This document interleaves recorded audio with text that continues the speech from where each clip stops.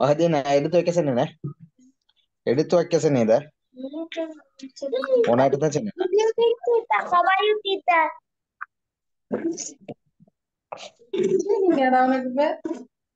Good morning, teacher. How are you, teacher? Good morning, teacher.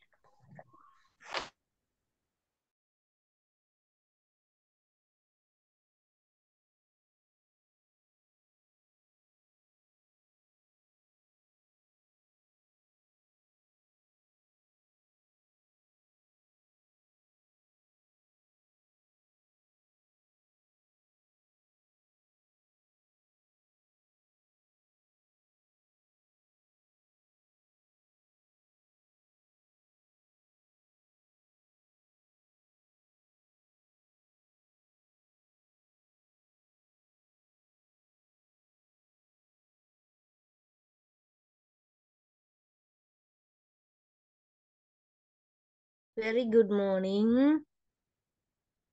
ஸ்கிரீன்ல கீறக்கூடாது பிள்ளையர். Very good morning.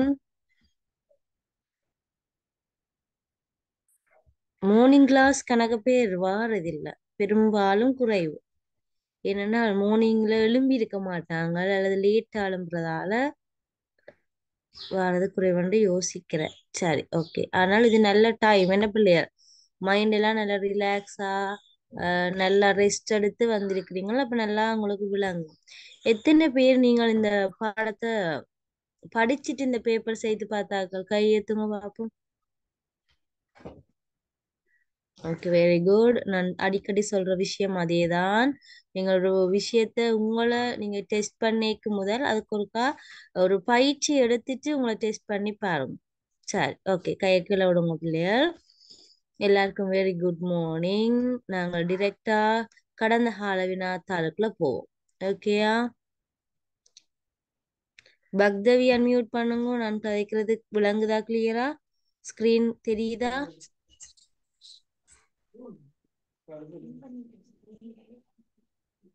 Screen தெரியுதாமா?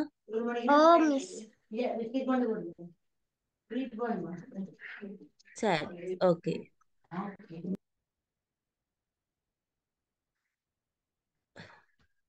Okay, 2012ஆம் ஆண்டுக்குரிய வினாத்தாள் கணிச்சு கொள்ளுங்க. தனது வீடாக புற்றை அமைக்கும் விலங்கு யாது?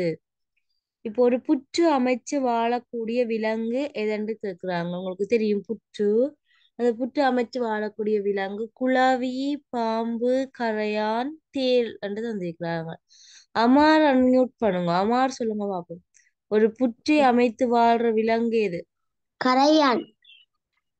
கரையான், வெரி குட். பாம்பு இனத்துல வாழ்றது? பாம்பு இனத்துல வாழ்றது பிள்ளையார் இந்த கரையாண்ட புற்றில தான் போய் பாம்பு வாழ்றது. சரியா? கரையாண்ட புற்றில தான் போய் பாம்பு வாழ்றது. ஓகேயா? அடுத்த கேள்வி பவிச்சரை நான் மியூட் பண்ணுங்க. பயிர்களை சேதப்படுத்தும் விலங்கினமாக அமையாதது. பயிர்களை சேதப்படுத்தும் விலங்கினமாக அமையாதது எது? பனிப்பூச்சி, அழுக்கணவன், தண்டுகோதி, நெல் தண்டுகோதி, தும்பி. தும்பி, ஓகே. தும்பி இந்த தாவரங்களுக்கு பயிர்களுக்கு நன்மைதான் தரும். என்ன? தும்பி கிட்டத்தட்ட வண்ணாத்தி பூச்சி தேனி செய்யற அதே வேலையைத்தான், மகரந்த சேர்க்கைக்கு உதவுற அதே வேலையைத்தான் இந்த தும்பியும் செய்யுது. ஆகவே அது பயிர்களை சேதப்படுத்தும் விலங்கினம் அல்ல.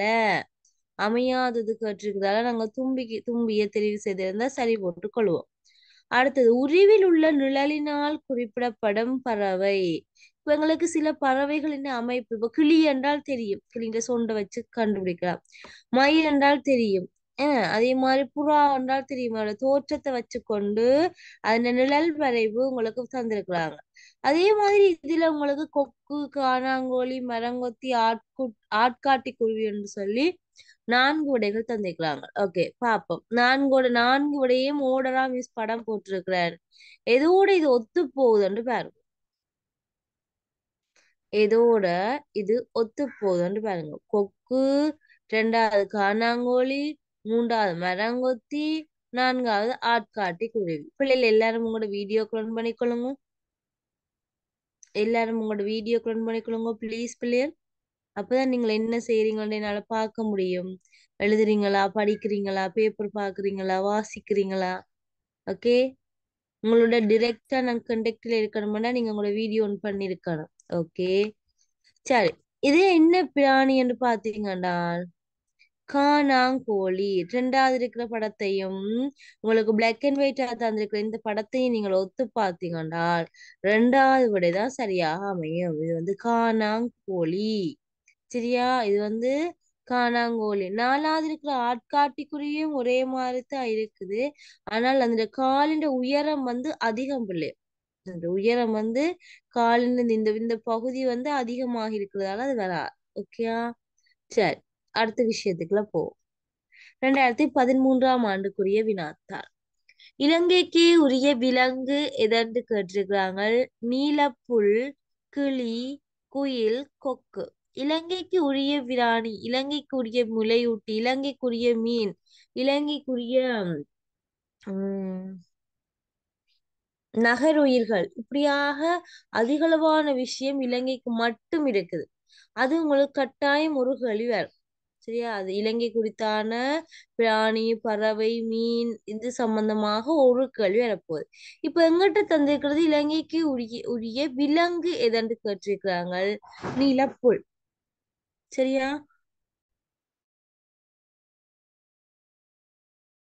அந்த படம் உங்களுக்கு அருகில தந்தீங்க. இது ஒரு பறவை. சரியா? இது ஒரு பறவை, நிலப்புல்.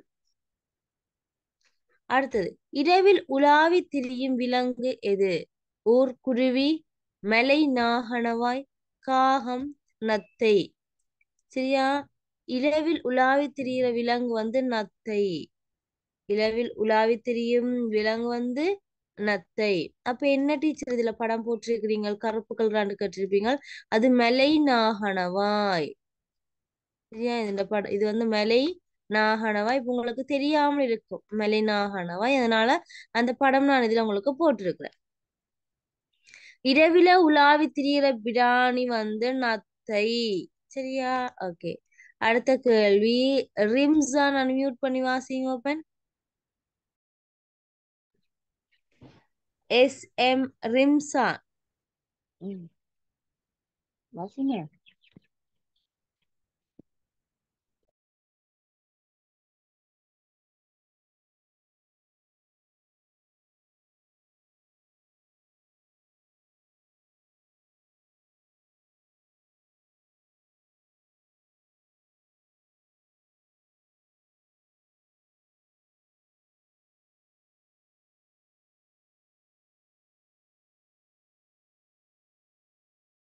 ரிம்ஸான்.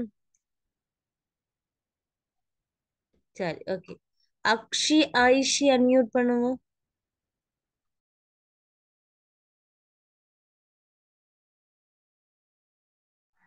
அக்ஷி ஐசி வாசிங்கம்மா. இறைச்சியை மாத்திரம் உணவாக கொள்ளும் விலங்கு சிங்கம். ஓகே, இறைச்சியை மாத்திரம் தான் சாப்பிடுறது. முதலாவது நாய் தந்திருக்கிறாங்க, ரெண்டாவது பூனை தந்திருக்கிறாங்க, மூன்றாவது பல்லி தந்திருக்கிறாங்க, அடுத்தது சிங்கம் தந்திருக்கிறாங்க. இறைச்சியை மாத்திரம் உணவாக உட்கொள்ற விலங்கு எதென்று பார்த்தால் நாய் எடுத்துக்கொண்டு நாய் எல்லாத்தையும் சாப்பிடும். நாய் வந்து ஒரு அனைத்து முன்னி. என்ன? நாய் அனைத்து முன்னி, மனிதன் அனைத்து முன்னி. இது வந்து அனைத்து முன்னி, எல்லாத்தையும் சாப்பிடும். பக்கத்துல நோட் பண்ணி வச்சுக்கொள்ளுங்க. பூனையும் ஒரு அனைத்து முன்னி, எல்லாத்தையும் சாப்பிடும். பல்லி வந்து ஊன் உண்ணி, சின்ன தன்னை விட சின்ன சின்ன பூச்சிகளை பிடிச்சு சாப்பிடுறது. உதாரணமா ஈருக்கு பிள்ளைகள் ஈ ஈ ஈ எல்லாத்தையும் பிடிச்சு சாப்பிடும். சரியா? சிங்கம் வந்து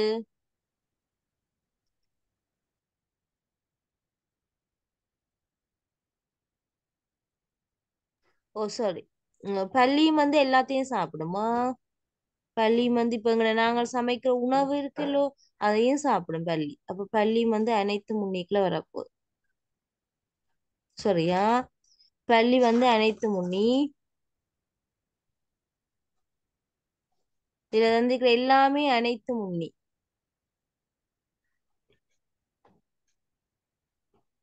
சிங்கம் தான் ஊனுண்ணி, இறைச்சியை மாத்திரம் சாப்பிடும். சிங்கம் தான் ஊனுண்ணி, இறைச்சியை மாத்திரம் சாப்பிடும். பசித்தாலும் அது தாவரங்களின்றையோ அல்லது வேற எதையோ சாப்பிடாது. சரியா? அதுக்கு 4வது விட இறைச்சியை மாத்திரம் உணவாக உட்கொள்றது சிங்கம். அடுத்தது 2014ஆம் ஆண்டுக்குரிய வினாத்தால் நீரில் மாத்திரம் வாழும் விலங்கு. இப்ப ஆமை எடுத்துக்கொண்டீங்கன்னா ஆமை நீரிலையும் நிலத்திலையும் வாழும். இறால் எடுத்துக்கொண்டீங்கன்னா தண்ணிக்குள்ள மட்டும்தான் வாழும். தவளை 2 இடத்துலையும் வாழும். என்ன தவளை 2 இடத்துலையும் வாழும், நீரிலையும் வாழும் நிலத்திலையும் வாழும். வாத்து அதே மாதிரி தான், நீர்லையும் வாழும் நிலத்திலையும் வாழக்கூடிய அமைப்பு கொண்ட அது பிராணிகள். இந்த இறால் மட்டும் பிள்ளைகள் தண்ணிக்குள்ள மட்டும் வாழ்ற பிராணி. சரியா? இறால் இறால் நீரில மாத்திரம் வாழ்ற பிராணி.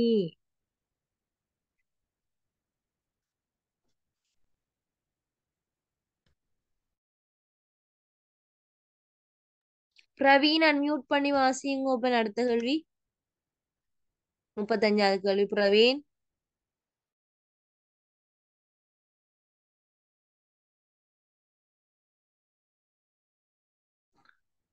பிரவீன் வாசிங்கோ.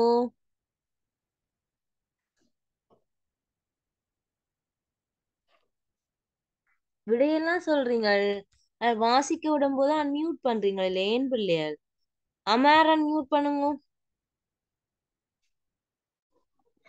பின்வரும் விலங்கு பொருளாதார ரீதியில் பயன் தரும் ஒரு உற்பத்தி பொருளை ஆக்குகிறது.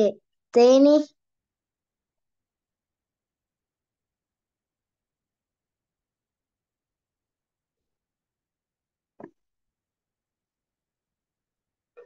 ஓகே, கெட்டிக்காரன். பின்வரும் எவ்விலங்கு பொருளாதார ரீதியில் பயன் தரும் ஒரு உற்பத்தி பொருளை ஆக்குகின்றது? தேனீ, வண்ணத்து பூச்சி, வெட்டுக்கிளி, குளவி.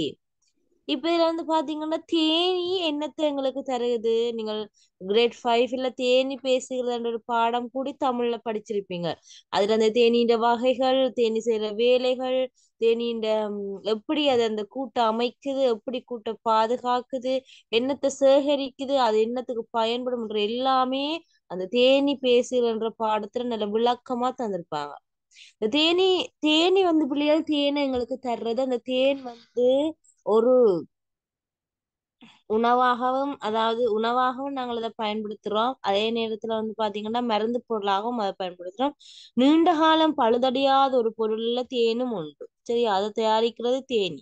அப்ப தேன்ற விலை இவ்வளவாக இருக்கும், நீண்ட காலம் பயன்படுத்தக்கூடிய அதிக அளவாக இருக்கும். என்ன வண்ணத்தி பூச்சி, குளவி, வெட்டுக்கிளி எல்லாம் சாதாரணமான ஒரு பிராணிகளாக இருக்குது. இதுல எங்களுக்கு பொருளாதார ரீதியில் ஒரு பண வருமானத்தை ஈட்டித்தர பிராணியாக அமைகிறது தேனி. சரியா? ஓகே, அடுத்த கேள்விக்குள்ள போ. அடுத்த கேள்வி அலானா கவின்ரா. அலானா கவின்ரா வாசிங்கோ. 42வது கேள்வி. நுளம்புகள் காரணமாக பரவும் நோய் மாத்திரம் இடம்பெற்ற விடையை தெரிவு செய்க. டீச்சர். ஓகே, வாசிங்கோ. எல்லா விடையும் வாசிச்சு சரியான விடையை சொல்லணும். Okay teacher. முதலாவது விடை மலேரியா, டெங்கு, யானைக்கா நோய். 2வது மலேரியா. ஓகே ஓகே, முதலாவது விடையே சரி என்றால் பிறகு நாங்கள் அங்கால ஒரு லைட்டா வாசிச்சால் சரி கன்ஃபார்ம் பண்றதுக்காக. மலேரியா, டெங்கு, ஜானைக்கால் என்ன இது எல்லாமே எங்களுக்கு நுளம்பால ஏற்படுறது. சரியா? அடுத்தது விடைய பாருங்க. மலேரியா நுளம்பால ஏற்படுறது, ஆனா கழிச்சல் எதால ஏற்படுறது? வீட்டு ஈயால. கொள்ளை நோய் எலியால ஏற்படுறது, அப்ப வராது. அதேதான் இங்கேயும் இருக்குது, ஆகவே வராது. கழிச்சல் நோய் இங்க வந்திருக்கிறதால இந்த 3வது விடை வராது. ஓகேயா? இந்த விடை வருமண்டும் நாங்கள் எடுக்கலாம், இந்த விடை வராது. சோ இந்த விடை தான் மிகச்சரியான விடையெனும் தெரிவு செய்யலாம். என்ன விட உங்களுக்கு சில நேரத்துக்கு விட தெரிஞ்சிருக்கும், சில நேரத்துக்கு விட தெரியாட்டிக்கு இது வராது நாங்கள் அதை நீக்கி கண்டுபிடிக்கிற வகையிலையும் இருக்கும். சரியா? ஓகே. நாம் ஏன் விலங்குகளை துன்புறுத்த கூடாது என்று கேள்வி கேட்டிருக்கிறாங்க. ஏன் நாங்கள் விலங்குகளை துன்புறுத்த கூடாதா?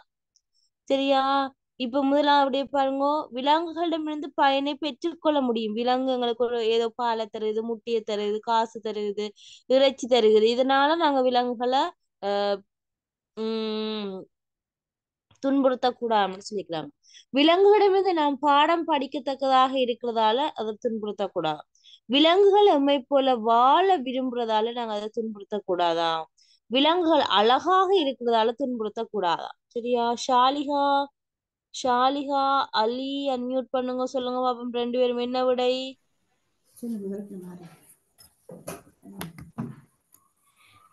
டீச்சர் எங்கட பேப்பர்ல வந்து கேள்வி எல்லாம் மாறி மாறி வந்துச்சு டீச்சர்.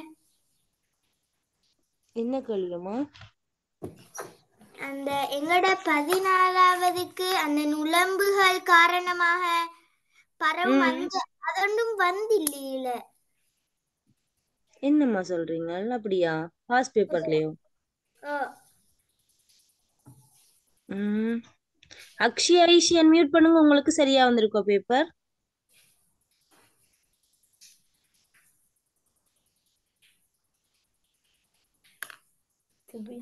நாம் ஏன் விலங்குகளை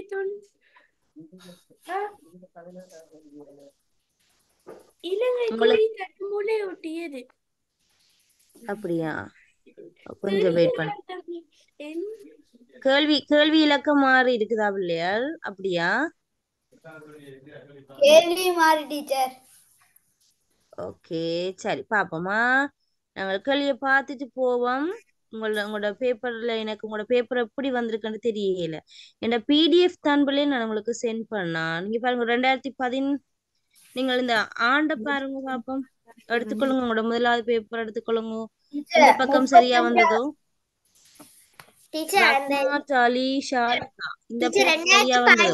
கடந்த கால வினாத்தால 32வது கேள்வி சரியா வந்துச்சு. அப்படியே வந்துச்சு 46வது கேள்வி. இலங்கை மக்களால் சுதந்திர தினம் கொண்டாடப்படுவது அதெல்லாம் வந்துச்சு டீச்சர்.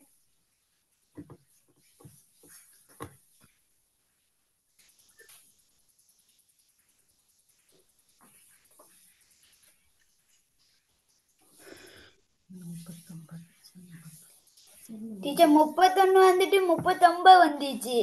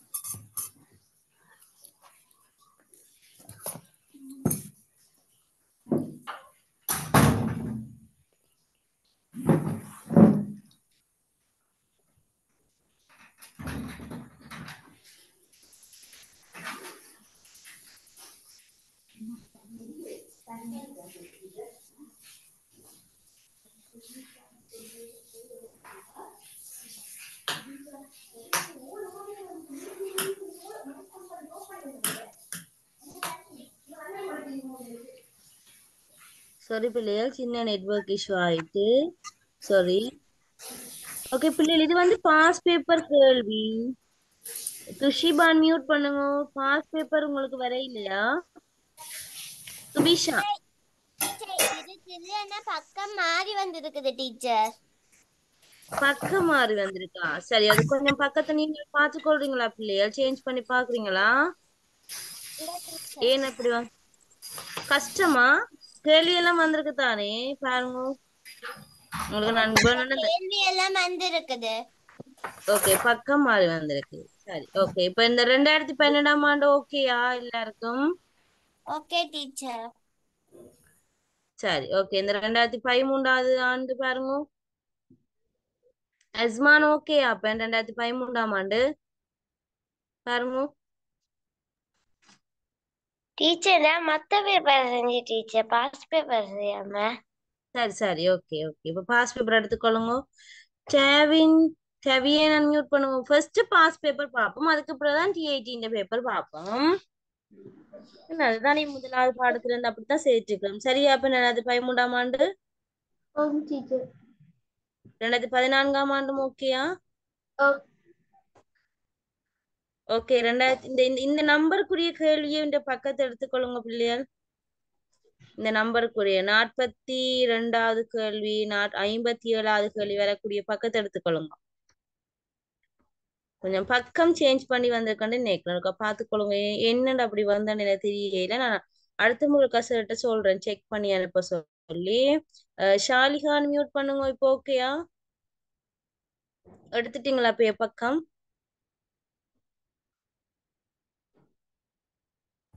டீச்சர் 2015 எங்களுக்கு கேள்வி சேஞ்ச் பண்ணி வந்துச்சு. எப்படி வந்திருக்குது கேள்வி? அந்த அந்த 35, 46, 47 இலங்கை குறித்தான முளையூட்டி விலங்கு. ஓகே. அடுத்த கேள்வி என்னன்னு வந்திருக்கு? இலங்கை மக்களால் சுதந்திர தினம் கொண்டாடப்படுவது.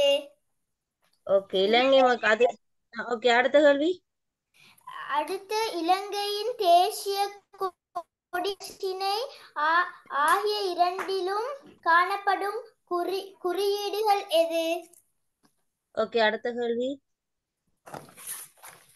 அடுத்து எல்லா இலங்கை நாணயத்தாள்களிலும் காணப்படும் ஒரே பொதுவியல்பு.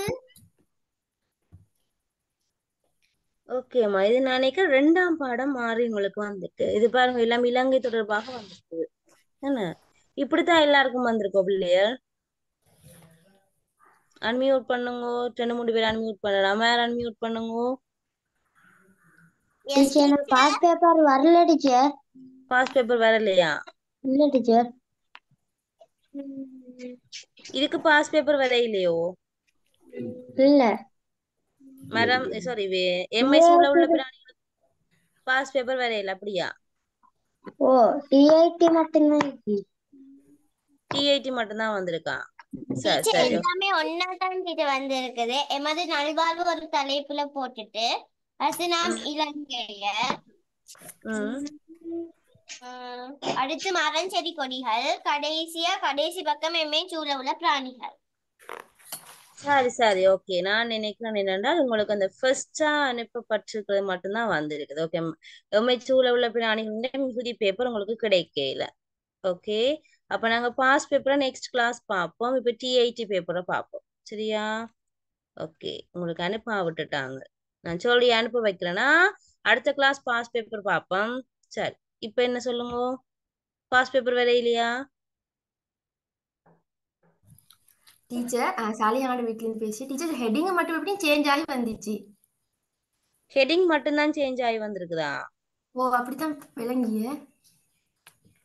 இப்ப என்னண்டால் கொஞ்சம் வெயிட் பண்ணுங்கவா.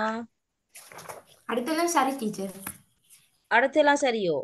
ஓ, ஹெட்டிங் தான் சேஞ்ச் ஆகிச்சு எல்லாத்துலயும். பாஸ் பேப்பர் ஃபுல்லா வந்திருக்குதாம்மா? ஓ, சூழ உள்ள பிராணிகளோட தொடர்பட்ட கேள்விகளா இருக்குதா? டீச்சர் இப்ப நாம் இலங்கையர்னு ஹெட்டிங் போட்டிச்சு. அதுக்கு வந்து ஹெட்டிங் வரணும் வந்து எம்ஐ சூழ உள்ள பிராணிகள். இங்க பாருங்க, 2012ஆம் ஆண்டுக்குரிய கேள்வி இருக்குது, 2013ஆம் ஆண்டு 14ஆம் ஆண்டுக்குரிய கேள்வி இருக்கு, அதுக்கு பிறகு கேள்வி இல்லைன்னு சொல்றாங்க. அப்படியா?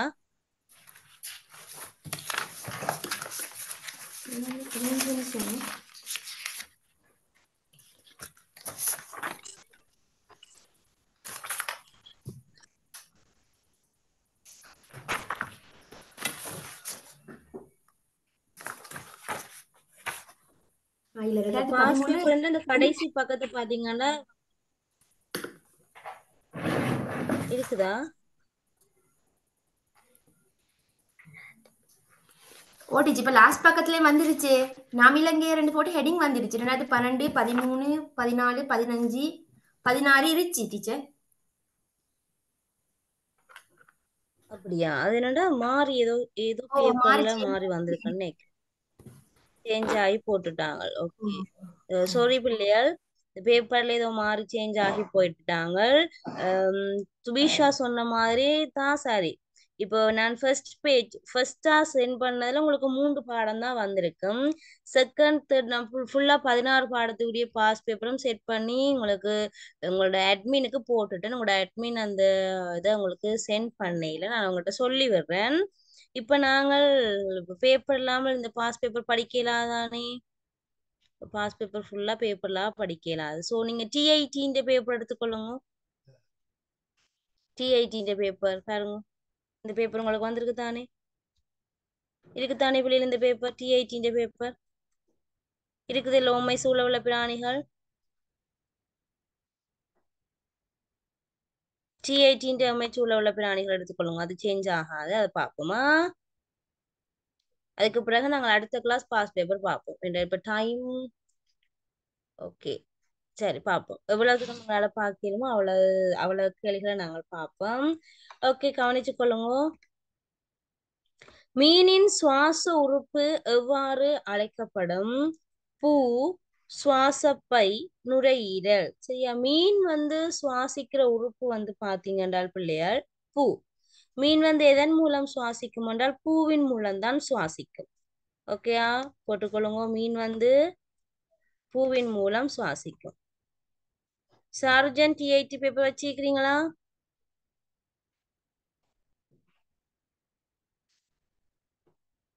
பக்தவி வச்சிருக்கிறீங்களா? மிஸ் சொல்லுங்க. டிஐடி பேப்பர் எனக்கு வரையில. வரையிலையா? டேவியன் வச்சிருக்கிறீங்களா? பென் பேப்பர் வந்ததா? பேப்பர்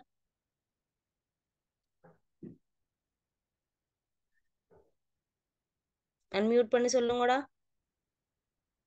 பேப்பர் வந்ததா?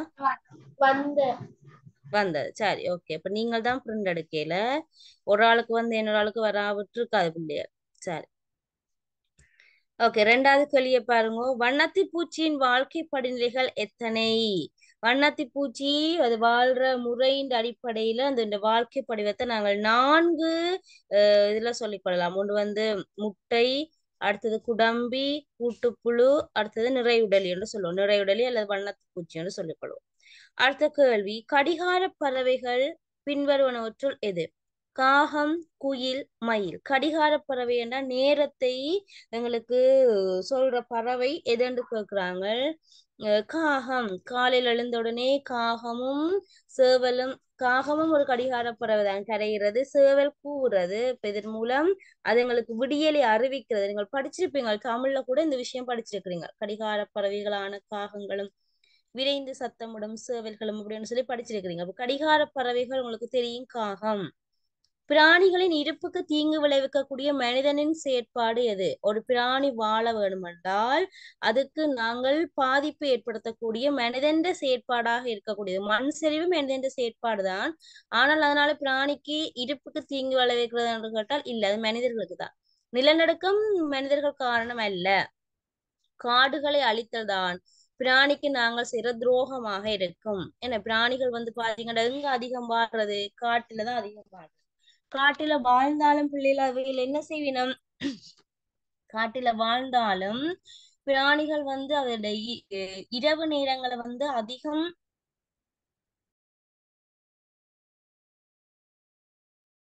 செலவிடுறது பாத்தீங்கன்னா மரங்கள்ல. சரியா? ஆகவே இந்த காடுகளை அழிக்கிறது நாங்க அதுக்கு செய்யற தீமை. மிகவும் வேகமாக ஓடக்கூடிய பறவை தீக்கோழி, கிவி, பெண்குயின். சரியா? பெண்குயின் வேகமாக ஓடாது பிள்ளையார். சரி, அப்ப நீங்க எல்லாரையும் அணிஞ்சிட்டு பண்ண எல்லாரும் சொல்லுங்க, தீக்கோழியா கிவியா வேகமாக ஓடும்?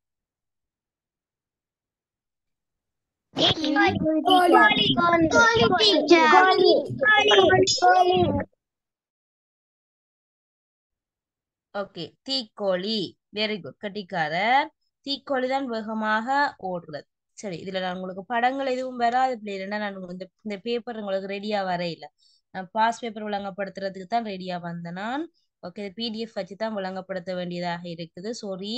உங்களுக்கு பேப்பர் அடுத்த முறைக்கு கட்டாயம் இந்த பேப்பர் வந்திருக்கா சரியாண்டு செக் பண்ணிட்டு, ஏன்னா டிரெக்டா நான் உங்களோட கனெக்டில் இருக்கிற பிள்ளைகள் அட்மின் தான் உங்களோட கண்டெக்ட் ஆகி உங்களுக்கு பேப்பர் அனுப்புறது, உங்களுக்கு ஐடி போடுறதோ எல்லாமே அட்மின் ப்ரொசஸ் தான். சரி, அப்ப அதனால இன்றைக்கு கொஞ்சம் நாங்கள் இந்த பேப்பரை படிப்போம். அடுத்த கிளாஸ் உங்களுக்கு படங்களோட அதுக்குரிய விளக்கம் உங்களுக்கு தரப்படுமா? ஓகே, நீங்கள் உங்களுக்கு பாருங்க பிள்ளைகள், நீங்கள் மெசேஜ் பண்ணிக்கொள்ளலாம். உங்களுக்கு பேப்பர் கிடைக்காட்டிக்கோ இப்ப வடிவா நீங்க செக் பண்ணி பாருங்க. 4ஆம் பாடம் என்றால் 4ஆம் பாடத்துக்குரிய இப்ப உண்மைச்சூழ உள்ள பிராணினா உண்மைச்சூழ உள்ள பிராணிக்கு பாஸ் பேப்பர் கேள்வி வந்திருக்கா? பாஸ் பேப்பர் கேள்வினா மிஸ் ஆண்டு போட்டு அடிச்சிருப்பேன். 2012 இருந்து 2022 ஆண்டு மட்டும் 10 வருஷ பாஸ் பேப்பர் உங்களுக்கு வந்திருக்குதான்னு பாருங்க. அடுத்தது டிஐடியில ஒரு 100 கேள்வி 110 கேள்வி கிட்ட வந்திருக்குதான்னு பாருங்க. அது ரெண்டையும் செக் பண்ணுங்க. இப்ப அடுத்த பாடம் நீங்க படிக்க போறீங்கன்னா அடுத்த பாடத்துக்கு அது ரெண்டும் வருகுதான்னு பாருங்க. அப்படி வரையிலேன்னா நீங்க உங்களோட அட்மினுக்கு கால் பண்ணி கேளுங்க, உங்களுக்கு அந்த பாடத்தை ரெண்டையும் அனுப்புங்கன்னு சொல்லி கேளுங்க. சரியா? ஓகே, எல்லாருக்கும் விளங்கி இருக்க மாட்டேன்னு நினைக்கிறேன். அடுத்தது, அதிக ஞாபக சக்தி உடைய விலங்கு எதன்னு கேக்குறாங்க. அதிக ஞாபக சக்தி யாருக்கு இதுல தந்திருக்கிறதுல யாருக்கு அதிகம் இருக்குதுன்னு பாத்தீங்கன்னா ஜானைக்கு. சரியா? மனிதன், குரங்கு, ஜானை. இதுல வந்து ஜானைக்குத்தான் அதிக ஞாபக சக்தி இருக்குது. மனிதனை பார்க்க ஒப்பிட்ட அளவுல அதிக சக்தி ஜானைக்கு தான் இருக்குதா. அடுத்தது, இறைச்சியை மாத்திரம் உணவாக உண்ணும் பிராணி எதென்று கேக்குறாங்க. ஓகே, இறைச்சியை மாத்திரம் எது இறைச்சியை மட்டும் சாப்பிடுற பிராணி என்று கேக்குறாங்க. கழுகு, நாய், பூனை. உங்களுக்கு இதுக்கு முதல் விளங்கப்படுத்திக்கலே ஒரு தடவையில சொல்லி இருக்கிறேன். நாயும் பூனையும் எல்லாத்தையும் சாப்பிடும். ஏன்னா மரக்கறியையும் சாப்பிடும், இறைச்சியையும் சாப்பிடும், எல்லாத்தையும் சாப்பிடும். சரியா? ஆகவே அது வந்து அனைத்து முன்னி. இப்ப இதுல எது இறைச்சியை மாத்திரம் சாப்பிடுறா? கழுகு. சரியா? கழுகுதான் இறைச்சியை மாத்திரம் சாப்பிடுற பிராணியாக அமையும்.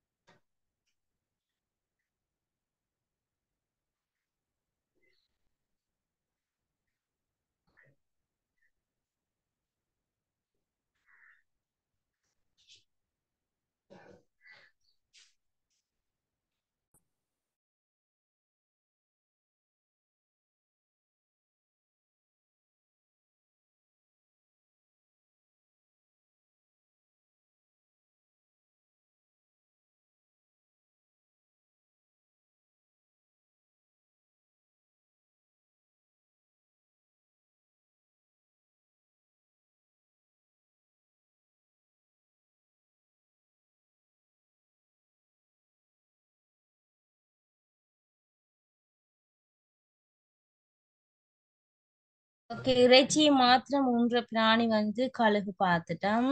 அடுத்தது, எலியின் உடலில் வாழும் தெள்ளு காரணமாக ஏற்படுற நோய். இப்ப வந்து பாத்தீங்கன்னா எலியின் உடல்ல வாழ்ற தெள்ளு, அந்த தெள்ளால எங்களுக்கு என்ன நோய் ஏற்படும் பார்ப்போம்.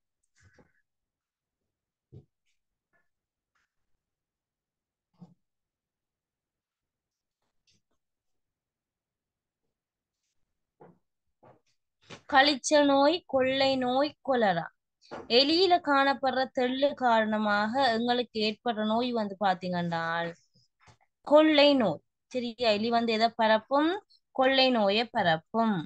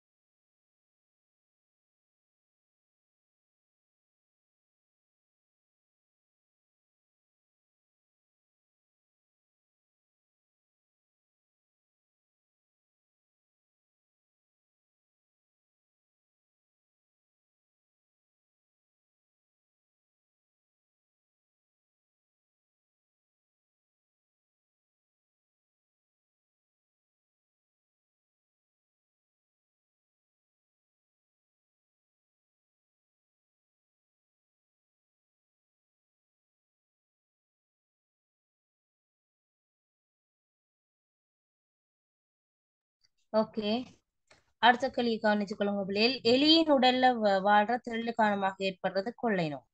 அடுத்தது, குட்டி ஈனும் பூச்சி அல்லாதது பின்வருவனவற்றுள் எது? சரியா, சில பூச்சி வந்து குட்டி ஈன்றது. இந்த குட்டி ஈன்ற பூச்சி அல்லாதது எதன்னு கேக்குறாங்க. ராமபாணம், பிள்ளை பூச்சி, வெட்டுக்கிளி. சரியா, ராமபாணம், பிள்ளை பூச்சி, வெட்டுக்கிளி. வெட்டுக்கிளி குட்டி போடுறதே அல்ல. வெட்டுக்கிளி வந்து முட்டையிடுறது. சரியா, வெட்டுக்கிளி என்ன செய்யறதா? முட்டையிடுறா. அப்ப வெட்டுக்கிளி தான் மிகச் சரியான விடை.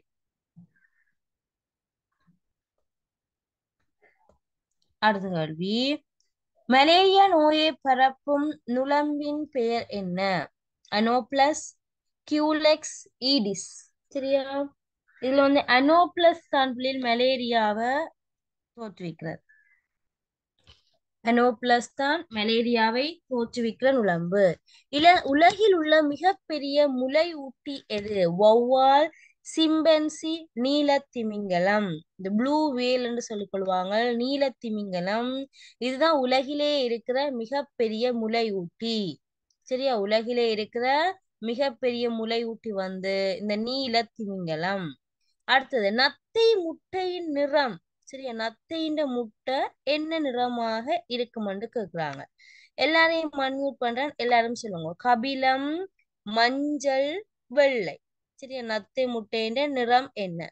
கபிலம், மஞ்சள், வெள்ளை. சொல்லுங்க பாப்போம், நிறத்தை சொல்லி விடுங்க.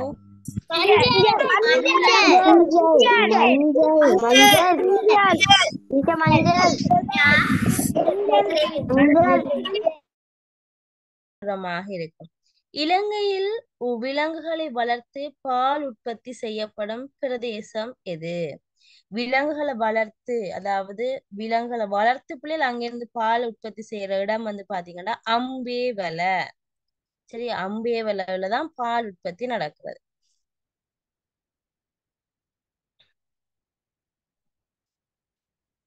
சரி, அடுத்த விஷயத்துக்குள்ள போ.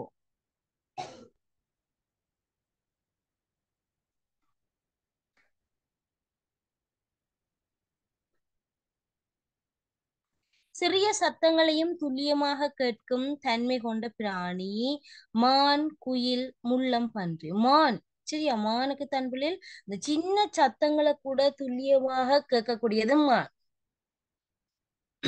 தரப்பட்டிருக்கிற விடையில மான். பறவையிடம் காணப்படும் சிறப்பியல்பு அல்லாதது.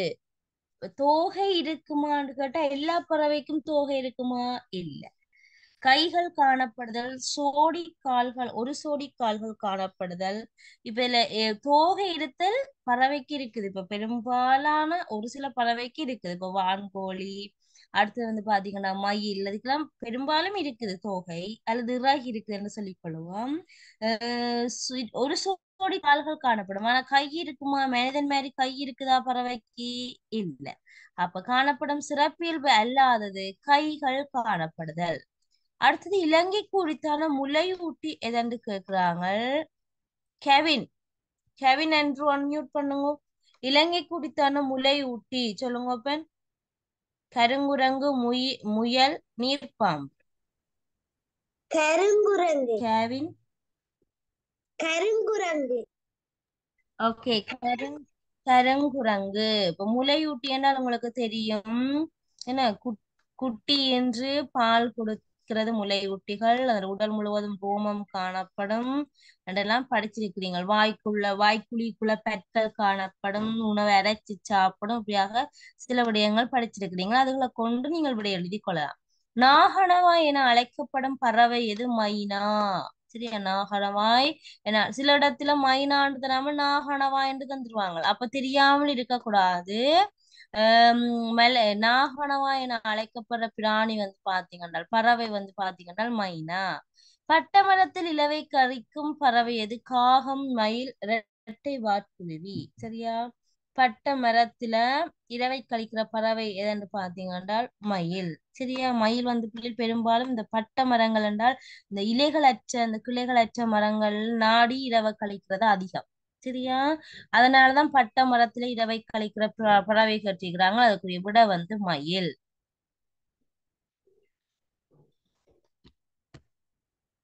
ஓகே, அடுத்த கேள்விக்குள்ள போவோம்.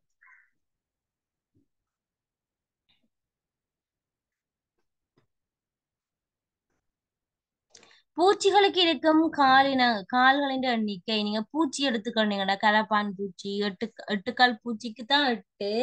அதை நாங்க சிலந்தி என்று சொல்லிக் கொள்ளுவோம். அது பூச்சி இனத்துக்கெல்லாம் வருது. ஆனா அது வந்து விதிவிலக்கானது. சரியா, அது வந்து விதிவிலக்கானது. பிறகு நீங்கள் 8 கால் பூச்சியை மட்டும் யோசிச்சு இதுக்கு விடை எழுதக்கூடாது. சாதாரணமாக பொதுவாக எல்லா பூச்சிகளையும் எடுத்துக்கொண்டீங்கன்னா எல்லா பூச்சிகளுக்கு, இப்ப வண்ணாத்து பூச்சியாக இருக்கட்டும், அடுத்தது ஈயா இருக்கட்டும், வீட்டில் இருக்கிற ஈயாக இருக்கட்டும், கும்பிடு பூச்சியாக இருக்கட்டும், எல்லாத்துக்குமே வந்து 6 கால் தான் இருக்கு. சரியா, பெரும்பாலான பூச்சி இனங்களுக்கு 6 கால் இருக்குது. விதிவிலக்கு 8 கால் பூச்சிக்கு 8 கால். சரியா, 8 கால் பூச்சிக்கு 8. பெரும்பாலான பூச்சி இனங்களுக்கு 6 கால். இலங்கையில் யானைகள் சரணாலயம் காணப்படும் மாகாணம் எது? சரியா, இலங்கையில யானைகள் சரணாலயம் என்றது வந்து பிள்ளைகள் அந்த பிராணிகளை வந்து அப்படியே அதன் போக்கிலேயே விடுறது. இப்ப நீங்கள் மிருக காட்சி சாலைக்கு போனீங்கன்னா பிராணிகளை அடைச்சு வச்சிருப்பாங்க. என்ன, பிராணிகளை சுதந்திரமாக நிக்க விட மாட்டாங்க, அடைச்சு வச்சிருப்பாங்க. ஒரு குறித்த எல்லைக்கு இருந்தாலும் அடைச்சு வச்சிருப்பாங்க. அது கொஞ்சமா சுதந்திரமா இருந்தாலும் ஆனா அதுக்கு ஒரு எல்லை ஒன்று இருக்குது, அதுக்குள்ளதான் அடைச்சு வச்சிருப்பாங்க. ஆனா சரணாலயம்ன்றது அப்படி இல்லை, அது சுதந்திரமாக திரியலாம். சரி, அப்ப யானைகள் சுதந்திரமாக தெரியக்கூடிய அளவு அவ்வளவு பெருசா இருக்கும் அந்த சரணாலயம். அது சந்தோஷமா வாழும் அந்த இடத்துல. யானைகளுக்கு ஏதாவது பிரச்சனை ஏற்பட்டாலோ அல்லது யானைகளுக்கு ஏதாவது தேவை இருந்தாலோ அந்த சரணாலயத்தில் இருக்கிறார்கள், அதை அவர்கள் மேற்கொள்வார்கள். இப்ப இலங்கையில யானைகள் சரணாலயம் எங்க இருக்குன்னு கேட்டிருக்கிறாங்க. மேல் மாகாணம், ஊவா மாகாணம், சப்ரஹமுவ மாகாணம். இலங்கையில யானை சரணாலயம் சப்ரஹமுவ மாகாணத்துலதான் காணப்படும். சரியா, மேற்பரப்பில் ஒட்டியிருப்பதற்கு விசேட பாத அமைப்பை உடைய பிராணி தேரை, பல்லி, ஓனா. இது எல்லாருக்கும் விட தெரியும். எல்லாரும் அன்மியூட் பண்ணி சொல்லுங்க. எதுக்கு விசேட பாதம் இருக்கும்? பல்லி.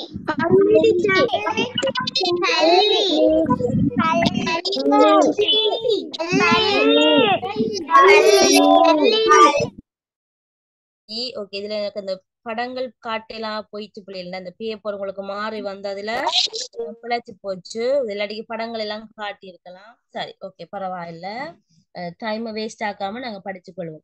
மண்புழுவின் சுவாச உறுப்பு எது? தோல், நுரையீரல், மூக்கு. சரியா? மண்புழுவின் சுவாச உறுப்பு பாத்தீங்கன்னா மண்புழு என்னத்தால சுவாசிக்குமாட்டா? தோல்.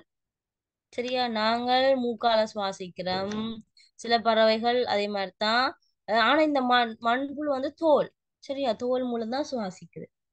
வண்ணாத்தி பூச்சியின் வாழ்க்கை படிமுறைக்குள் அடங்குவது பின்வருவற்றில் எது? புழு, நிறையுடலி, தோற்றம். சரி, நிறையுடலி தான் வரும் புள்ளி. புழுவண்டா என்ன புழுவண்டு சொல்லணும். சும்மா புழு இல்ல, அது கூட்டுப்புழு.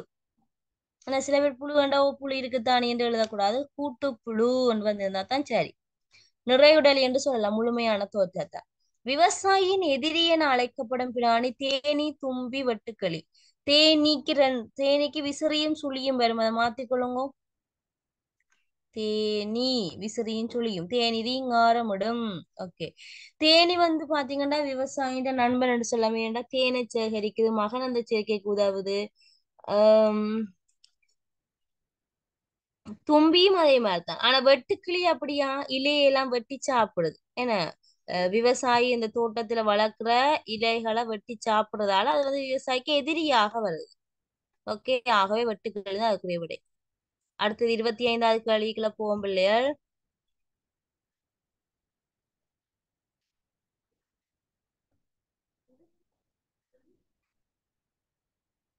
இருபத்தி 5வது கேள்வியை பாருங்க.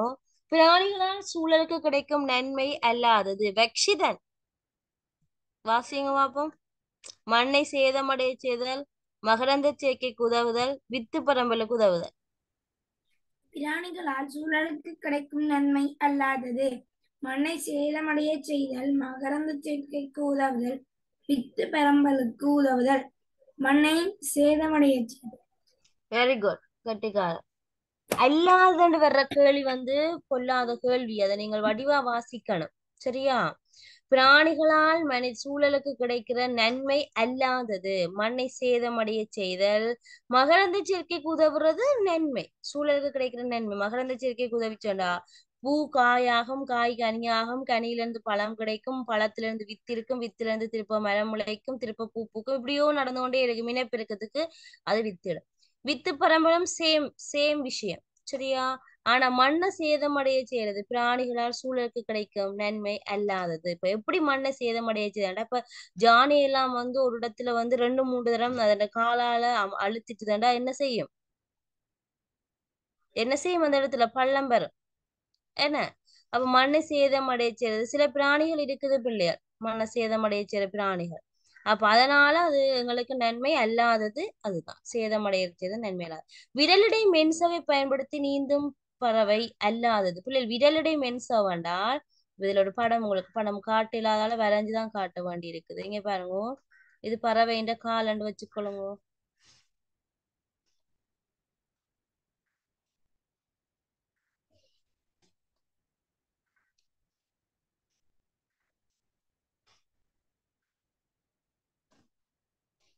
பாருங்கவா.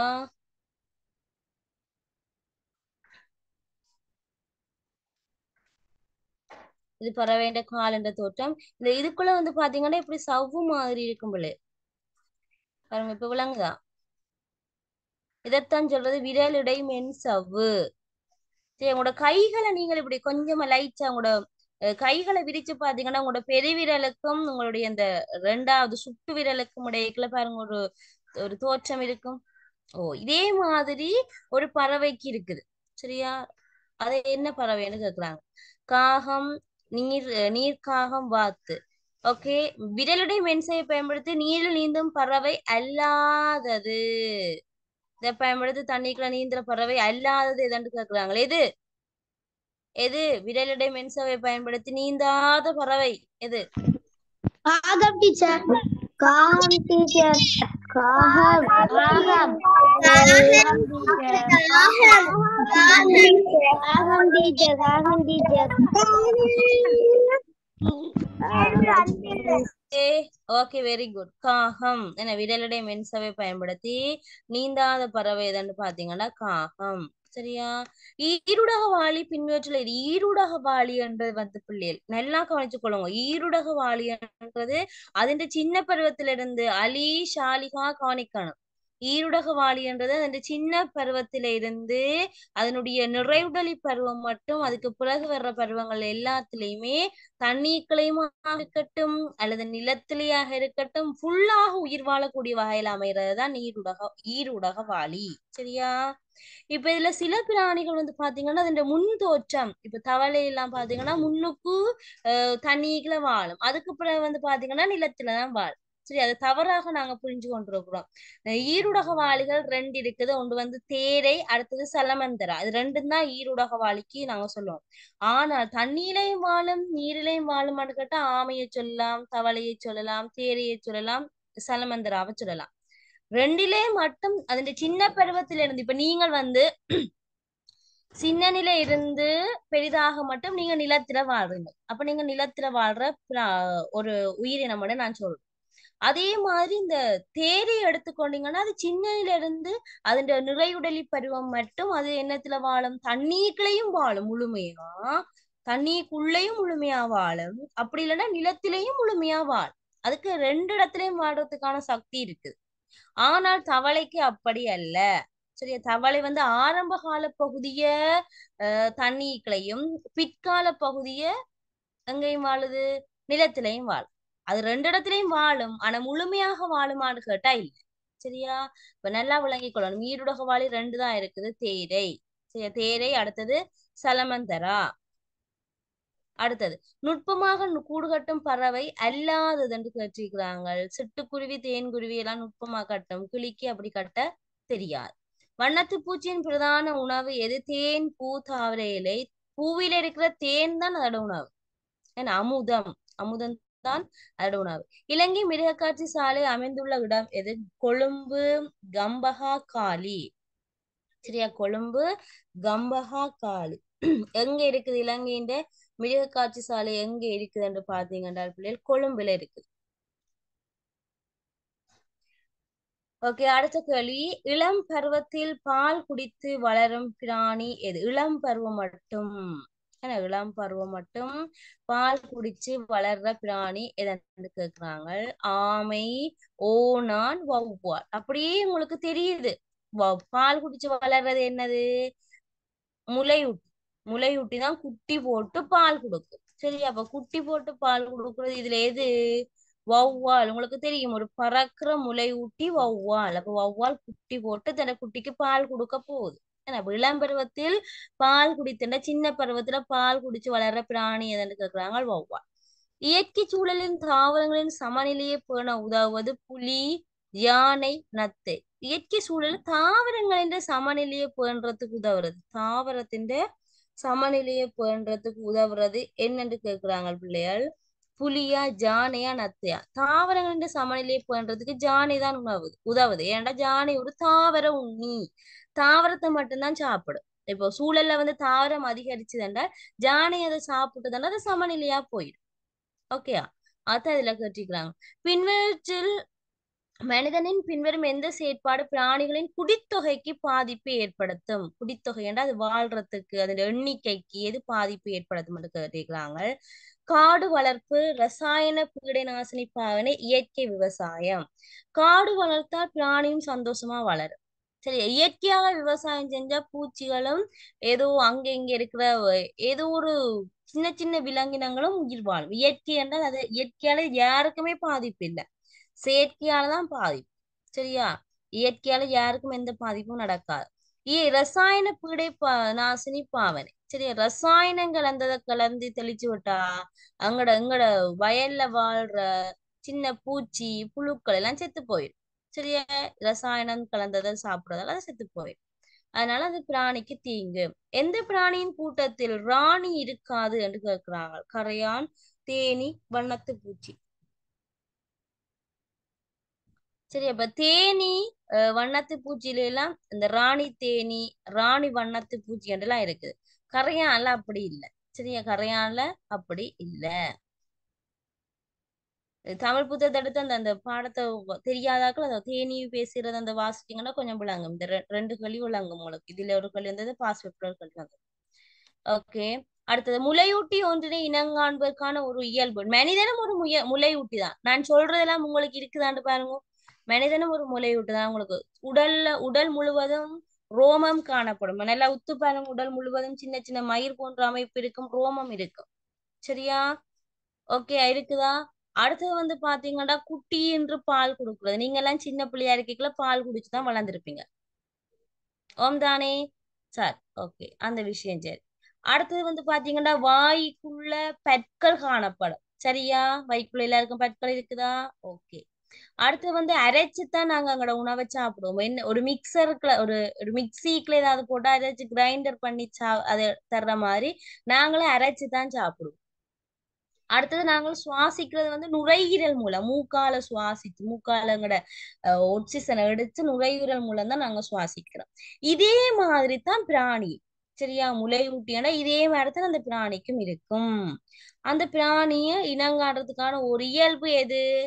தாவர பகுதியை சாப்பிடுறது, தரையில மாத்திரம் வாழ்றது, குட்டியை ஈன்றது. எல்லாத்தோடையும் சம்பந்தப்படுத்தப்பட்ட மாதிரி முலையூட்டிய காண்றதுக்கு எது தேவை சொல்லுங்க பாப்போம்? என்ன பண்பு தேவை?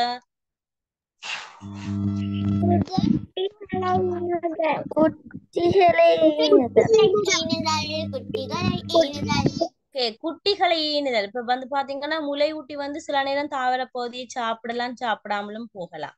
தரையில மாத்திரம் வாழாமலும் தரையில வாழாம ரெண்டு இடத்துலயும் வாழலாம். இது வந்து கட்டாயம் இல்ல. ஆனா குட்டி போட்டாதான், குட்டி ஈன்று பால் கொடுத்தாதான் அது வந்து ஒரு முலையூட்டி. சரியா? குட்டி போட்டு பால் கொடுத்தாதான் அது என்னது? ஒரு முலையூட்டி. அடுத்தது நிலத்தில் காற்று சூழலிலும் வாழும் பிராணி அல்லாதது எது? நிலத்திலயா இருக்கட்டும் சரி, காற்று சூழல்லையா இருக்கட்டும் சரி, வாழ்ற பிராணி அல்லாதது எது? வௌவால், காட்டுக்கோழி, மயில்.